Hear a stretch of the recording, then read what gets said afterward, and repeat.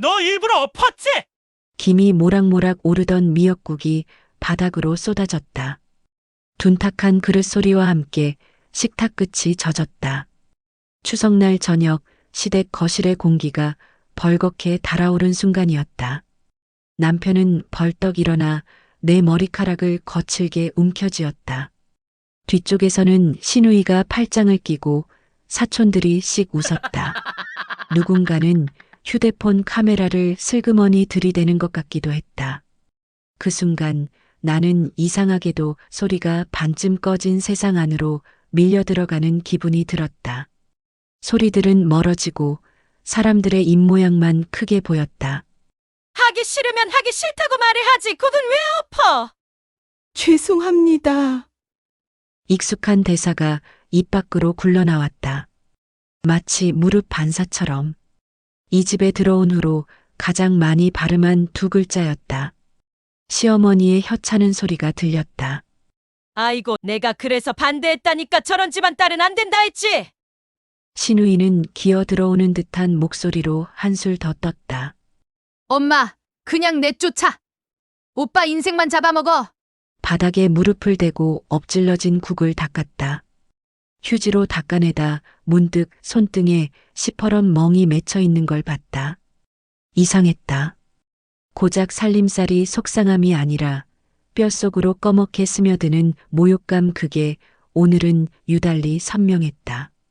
세제 냄새가 코를 찔렀고 바닥 타일 사이로 국물이 스며드는 모양이 마치 내 지난 세월 같았다.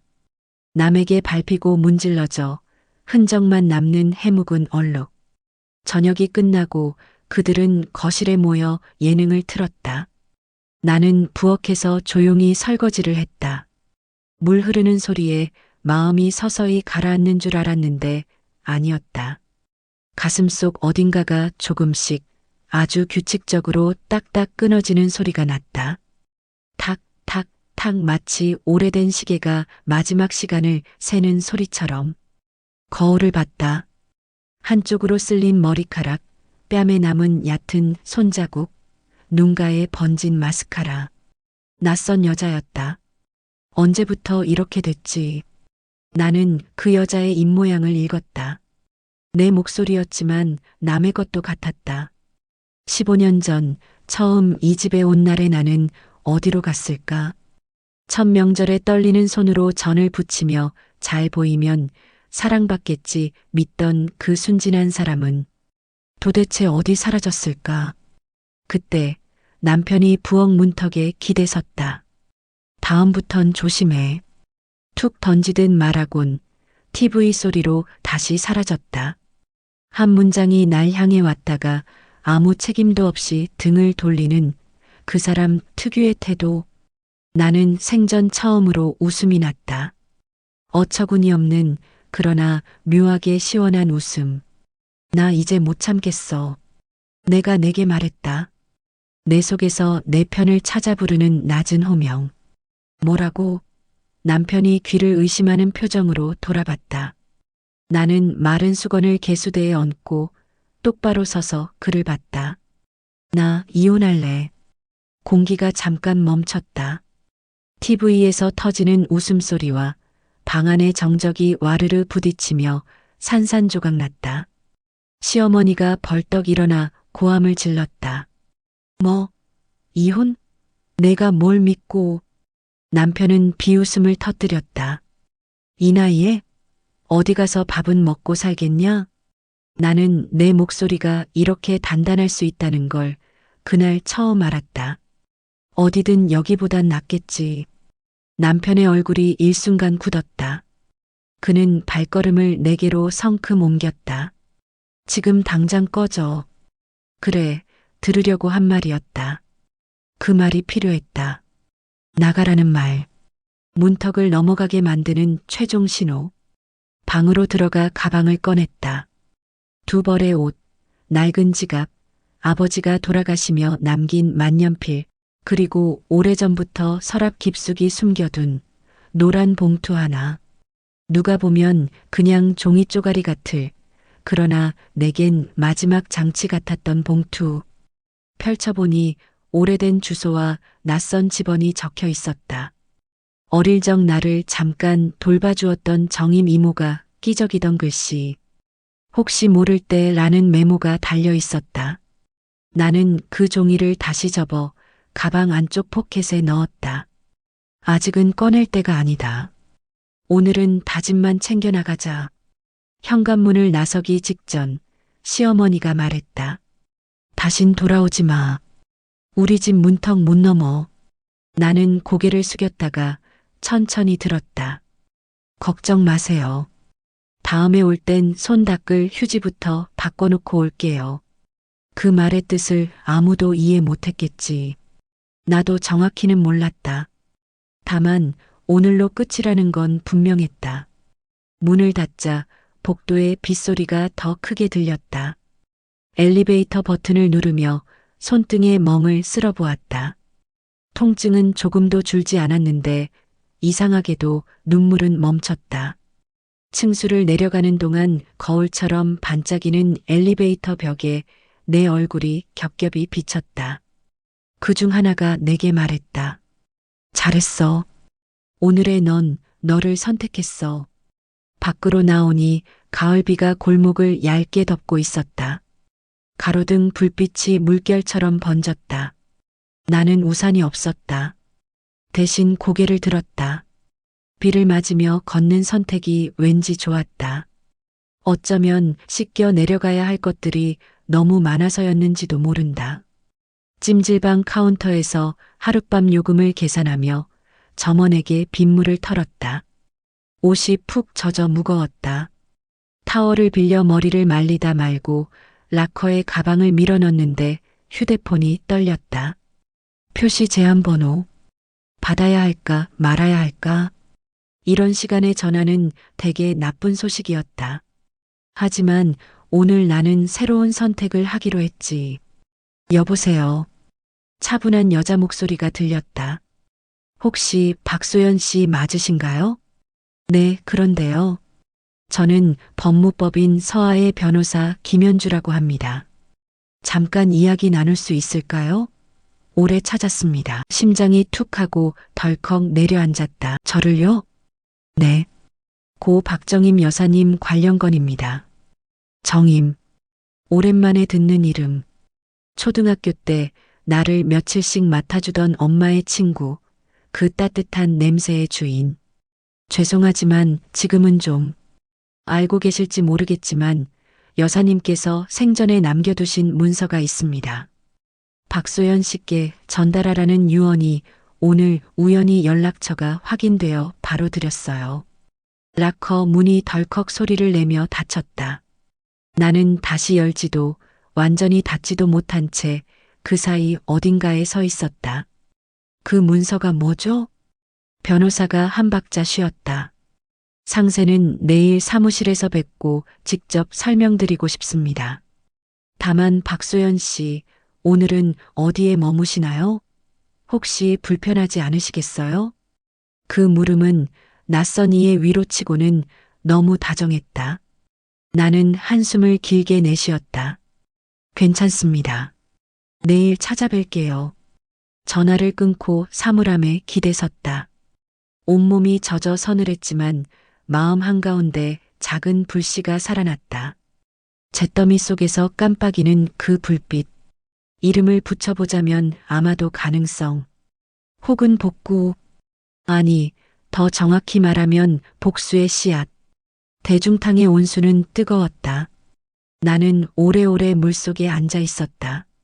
머리 위로 물소리가 떨어졌고 귀에는 심장 소리만 둥둥 울렸다. 눈을 감으면 낮의 장면들이 순서 없이 튀어나왔다. 바닥의 국물 얼룩, 손등에 박힌 멍, 신우이의 비웃음, 남편의 꺼져, 그리고 노란 봉투, 혹시 모를 때가 적힌 오래된 주소와 집원. 아무도 모르는 나조차 잊고 지냈던 내 카드를 꺼낼 시간이 다가오고 있었다. 잠이 들기 전 나는 메모장을 열어 내일의 순서를 적었다. 오전 10시 법무법인 서아 방문. 정임의 문서 확인. 주소지 위치 대조. 그 집으로 다시 갈 때 가져갈 말들 정리. 감정 쓰지 말 것. 서류로 말할 것. 사진 찍지 말 것. 녹음할 것. 자신을 잃지 말 것. 마지막 줄을 쓰다가 멈췄다. 자신을 잃지 말 것. 이상하게 그 문장만은 굵은 글씨로 쓰고 싶었다. 화면 밝기를 낮추고 휴대폰을 끄려다 다시 켰다. 내가 나에게 메시지를 보냈다. 소연아, 너는 괜찮다. 내일의 너는 더 괜찮다. 술 취한 웃음소리와 콧소리와 샤워기 물소리가 뒤섞인 새벽의 찜질방. 좁은 매트 위에 누워 천장을 보는데 천장의 미세한 얼룩들이 별자리처럼 보였다. 오늘만큼은 그 별들이 나를 응원하는 것 같았다. 누군가 내 등을 토닥이며 잘했어라고 말하는 듯했다. 그 목소리가 누구의 것인지는 모르겠지만 어쩐지 오래전부터 나를 지켜보던 어른의 목소리 같았다. 정임 이모일까 아니면 내가 잃어버렸던 어린 날의 나일까? 잠이 들기 직전 나는 조용히 중얼거렸다. 내일 판을 바꾸자. 그리고 진짜로 다음날 판은 바뀌기 시작했다. 아침 햇살이 찜질방 창문 틈으로 스며들었다. 밤새 뒤척였지만 신기하게 몸이 가벼웠다. 두렵고 막막하고 그래도 이상하게 마음 한구석이 밝았다. 새 인생이 시작되는 날 같았다. 핸드폰 시계가 9시 42분을 가리켰다. 법무법인 서학까지는 걸어서 15분. 나는 머리를 묶고 새 옷으로 갈아입었다. 눈을 비비며 거울 속 얼굴을 보았다. 그동안의 상처가 다 지워지진 않았지만 눈빛만큼은 달라져 있었다. 유리로 된 로펌 건물 안은 조용했다. 사무실 문을 열자 정장 차림의 여성이 일어났다. 박소연 씨 오시느라 고생 많으셨어요. 그녀는 부드럽게 악수를 청했다. 손끝이 따뜻했다. 김현주 변호사입니다. 고 박정임 여사님 관련해서 설명드릴 게 있어요. 책상 위에 도톰한 서류철이 놓였다. 그 위엔 익숙한 필체로 적힌 봉투 하나가 있었다. 이게 여사님이 직접 남기신 유언장입니다. 나는 손끝이 떨렸다. 그 안에는 낡은 편지 한 장과 문서가 들어 있었다. 소연아, 인생이 내 마음대로 되지 않아도 괜찮아. 사람은 때로 얻는 것보다 잃을 때 진짜 자신을 본단다. 내게 남은 땅 하나 내 이름으로 해두었다. 그곳에 가면 다시 시작할 수 있을 거야. 옆에는 부동산 등기부 등본이 첨부되어 있었다. 위치 경기도 용인시 기흥구. 면적 2,300평. 용도 개발 예정지. 변호사가 조용히 말을 이었다. 현재 시세로는 약 48억 정도로 추정됩니다. 여사님이 생전에 미리 세금 정리까지 다 해두셨어요. 법적 절차는 간단합니다. 서류에 도장만 찍으시면 즉시 명예 이전이 가능합니다. 48억.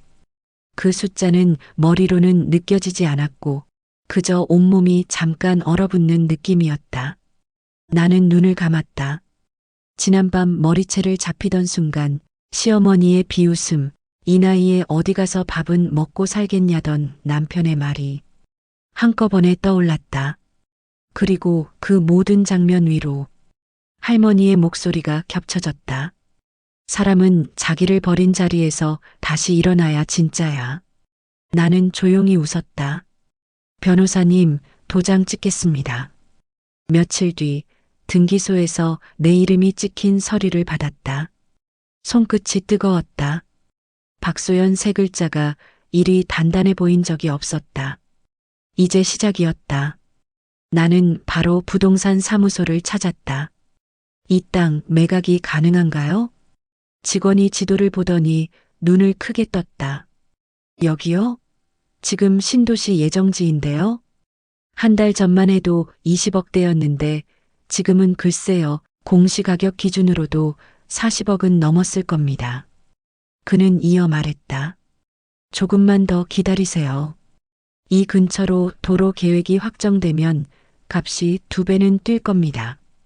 2배? 나는 속으로 계산했다. 80억?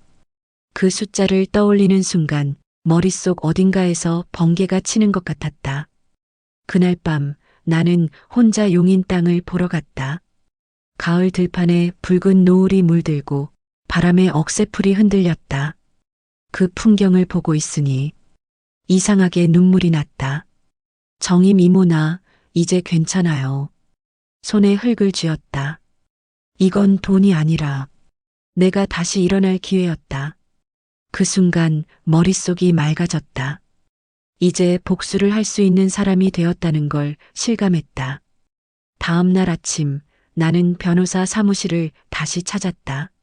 한 가지 더 부탁드리고 싶습니다. 네, 어떤 건가요? 제 시댁집 등기부등본 확인 가능할까요? 변호사가 의아한 표정으로 물었다. 혹시 법적 분쟁을 준비 중이신가요? 그럴 수도 있고요. 아닐 수도 있고요. 나는 미소를 지었다. 그 집은 제 돈으로 지은 집이거든요. 남편 명의로 되어 있지만 대출 상환은 제 통장에서 나갔습니다.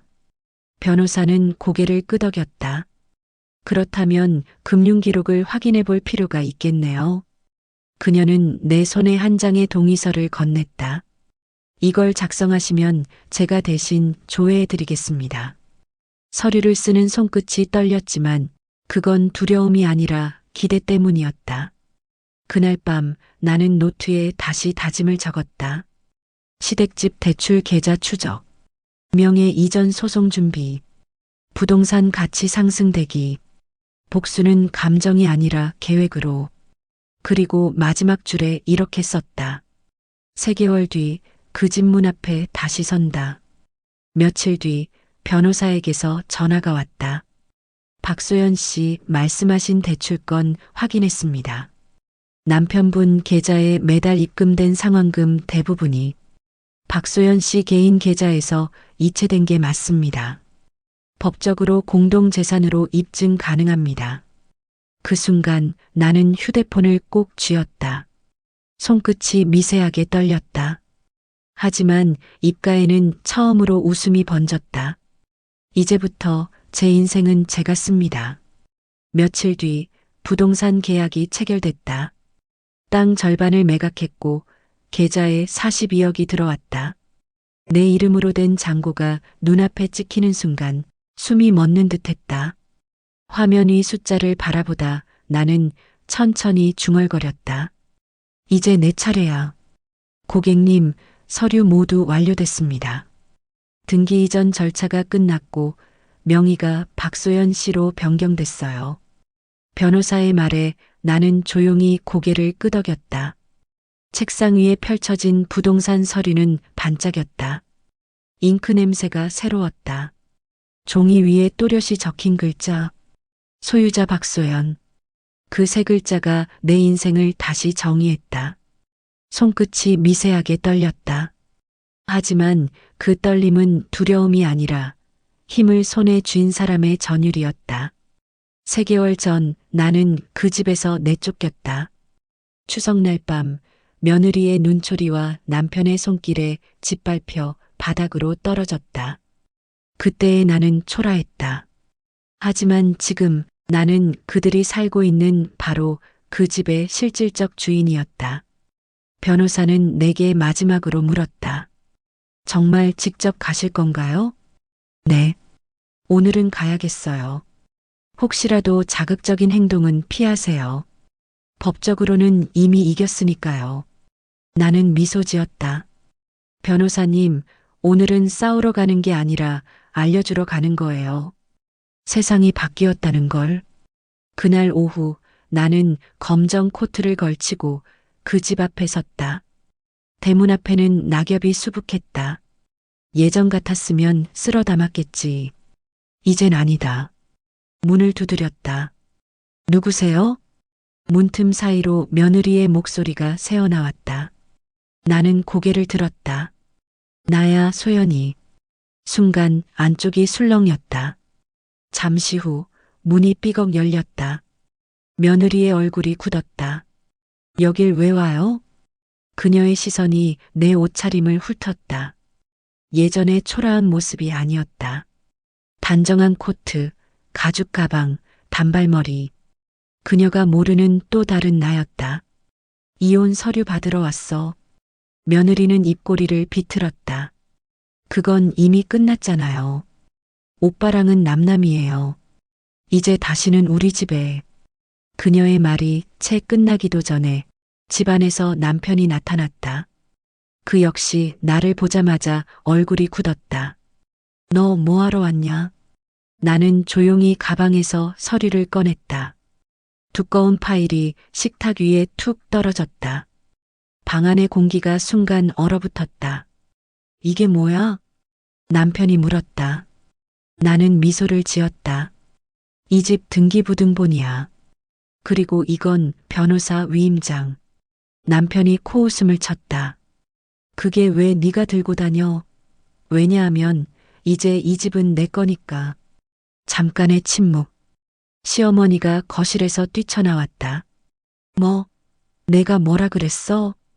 이 집 명예 어제부로 제 이름으로 바뀌었어요. 허튼 소리 하지 마라. 허튼 소리라면 좋겠네요. 하지만 법적으로 증명된 사실이에요. 나는 천천히 서류를 펼쳤다. 도장, 서명, 등기 확인서. 그 안에는 진짜가 있었다. 남편의 눈동자가 흔들렸다. 며느리는 서류를 낚아채려다 멈췄다. 손끝이 미세하게 떨리고 있었다. 어떻게 된 거야? 그동안 대출 상환금 다 내 통장에서 나갔잖아. 법적으로 공동재산이야. 내 몫이 절반인데 그 절반을 넘겨받았지. 그리고 나머지 절반은 이 돈으로 사버렸어. 나는 가방에서 또 다른 서류를 꺼냈다. 계좌이체 내역서, 매매계약서, 지급 완료 확인서.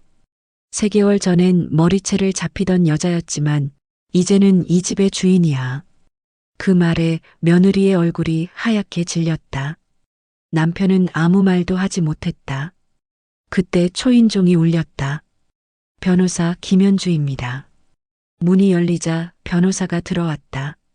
박소연 씨, 오늘 일정 확인차 왔습니다. 명예 변경 신고 완료됐습니다. 그녀가 말하자 방 안이 더 조용해졌다.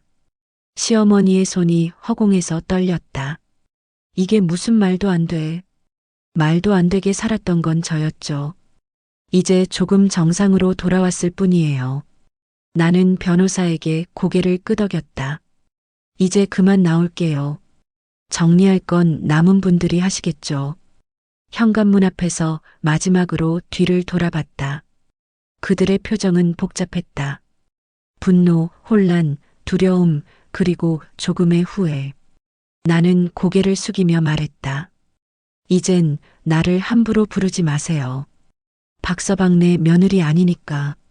밖으로 나오자 공기가 달라졌다. 차가운 바람이 얼굴을 스쳤지만 이상하게 따뜻했다. 하늘은 맑고 햇살이 눈부셨다. 휴대폰이 울렸다. 김 변호사였다. 박소연 씨 축하드립니다. 공식적으로 단독 명의자로 등기 완료됐어요. 나는 웃었다. 감사합니다. 오늘만큼은 제 인생이 통쾌하네요. 저녁 무렵 나는 근처 카페에 앉아 커피를 마셨다. 창밖으로 보이는 집 지붕이 황금빛으로 물들었다. 그곳엔 아직도 그들이 있었다. 하지만 이제 나는 그 집의 문서를 쥔 사람이다. 잔을 내려놓으며 속삭였다. 복수는 미움이 아니라 정리야. 정리할 건 다 했으니까 이제 내일을 산다. 그날 이후 나는 단 한 번도 그 집으로 돌아가지 않았다. 그 집은 이제 내 이름으로 되어 있었지만 나는 더 이상 그 집의 며느리가 아니었다. 서류에 새겨진 이름은 단지 박소연. 그 이름만으로 충분했다. 변호사가 말했듯 법적으로도 모든 게 깔끔했다. 시댁 사람들은 한동안 연락하지 않았다. 하지만 소문은 빠르게 돌았다. 그 여자가 집을 통째로 사버렸대. 진짜? 며느리였던 사람이 이젠 완전히 반대가 됐다더라. 남의 입을 통해 전해 들으니 묘하게 실감이 났다. 그들이 내 이름을 다시 부를 때 그건 멸시가 아니라 두려움의 발음이었다. 며칠 뒤 부동산 사무소에서 연락이 왔다. 박 대표님, 이전 계약건 진행 완료됐습니다. 대표님, 낯선 호칭이었다. 하지만 이상하게도 나와 잘 어울렸다. 계좌에 새로 찍힌 숫자 430억. 숫자가 너무 커서 순간 실감이 나지 않았다. 나는 화면을 꺼버렸다. 돈은 목표가 아니었다. 그저 복수를 위한 연료였을 뿐. 그날 저녁 나는 서랍 속에서 오래된 사진 한 장을 꺼냈다. 젊은 시절의 남편, 그 옆에 나. 둘 다 웃고 있었다. 그때의 나는 그 웃음이 영원할 줄 알았다. 하지만 이제야 안다. 그건 인내의 가면이었다. 진짜 웃음은 지금부터였다. 며칠 후 시어머니에게서 편지가 왔다. 내 이름 대신 박소연 씨라고 적혀 있었다. 봉투 속엔 짧은 글과 함께 손으로 꾹꾹 눌러 쓴 한 줄이 있었다. 이제야 내가 어떤 사람인지 알겠구나. 늦었지만 미안하다. 나는 편지를 들고 한참을 서 있었다. 울지 않았다. 이미 다 울었으니까. 그 대신 고개를 숙여 조용히 말했다. 그래요, 어머니. 저도 이제 용서할 수 있을 것 같아요. 그 순간 마음속 어딘가에서 무겁던 돌이 툭 하고 떨어졌다. 복수의 끝은 미움이 아니라 정리였다. 한 달 뒤 나는 용인 땅에 새 건물을 세웠다. 이름은 정임 노인복지센터. 나에게 토지를 남겨준 정임 이모의 이름이었다. 건물 벽에는 이런 문구가 새겨졌다. 상처받은 사람은 다시 누군가를 위로할 수 있다. 첫 입소자는 5분이었고 그중 한 분이 내 옛 시어머니였다. 그녀는 놀란 눈으로 나를 바라봤다. 여길 내가? 네. 이제 여긴 돈 없는 사람도 편히 쉴 수 있는 곳이에요. 그녀는 아무 말도 못했다. 나는 조용히 차를 따랐다. 어머니, 이제 편히 지내세요. 그날 이후 나는 그 집에 대한 미움이 사라졌다. 그 대신 마음 한켠이 따뜻하게 채워졌다. 가끔 뉴스에서 내 이름이 나오기도 했다. 노년층을 위한 복지재단 설립한 박소연 씨, 억눌렸던 시절의 자신에게 바치는 헌정이라 밝혀. 인터뷰 기자가 물었다. 그때 그 일 후회하시나요? 나는 웃었다. 그때 그 일 덕분에 지금의 제가 있죠. 그게 없었으면 저는 평생 남의 그림자였을 거예요. 카메라 불빛 아래서 나는 처음으로 웃었다. 억지 미소가 아닌 진짜 웃음이었다. 밤이 되면 여전히 가끔 꿈을 꾼다. 추석날 밤 머리채를 잡히던 그 장면. 그때의 나는 여전히 울고 있다. 하지만 꿈속의 지금의 나는 그 옛날의 나를 꼭 안아준다. 괜찮아. 이제 끝났어. 우린 잘 버텼고 잘 일어났어. 그리고 그렇게 나는 웃는 사람이 되었다. 햇살이 창문 틈으로 들어왔다. 새벽 공기가 유난히 맑았다. 커튼 사이로 부드럽게 스며드는 빛을 보며 나는 오늘이 어떤 하루일지 생각했다. 이제는 더 이상 누가 뭐라 해도 흔들리지 않는다. 내 인생의 주인은 오직 나니까. 정임복지센터는 오늘 개원 100일을 맞았다. 건물 앞에는 감사합니다라는 현수막이 걸려 있었다. 직원들과 어르신들이 모여 박수를 쳤다. 나는 그 가운데 서서 천천히 숨을 골랐다. 이 자리에 오기까지 정말 많은 날을 울고 웃었습니다. 그런데 이제는 웃는 날이 더 많아요. 사람들이 박수를 쳤다. 카메라 플래시가 터졌다. 어제의 며느리가 아니라 오늘의 박소연 이사장으로 불리는 순간이었다. 행사가 끝나고 직원들이 나를 둘러싸며 말했다. 이사장님, 어르신들이 정말 좋아하세요. 그 말이 제일 기쁘네요. 나는 미소를 지었다. 어디선가 정임 이모의 목소리가 들리는 듯했다. 소연아, 이제 내가 나 대신 사람을 살리는 사람이구나. 내가 받은 복수는 돈이 아니었다. 자유였다. 누구의 허락도 필요 없는 자유, 누구에게도 굽히지 않는 자유, 그리고 나를 원망하지 않는 자유. 그날 저녁 나는 센터 옥상에 올라 하늘을 봤다. 노을이 붉게 퍼지고 멀리 산등성이가 금빛으로 물들었다. 손에는 따뜻한 커피 한 잔. 바람이 부드럽게 불었다. 그때 휴대폰이 울렸다.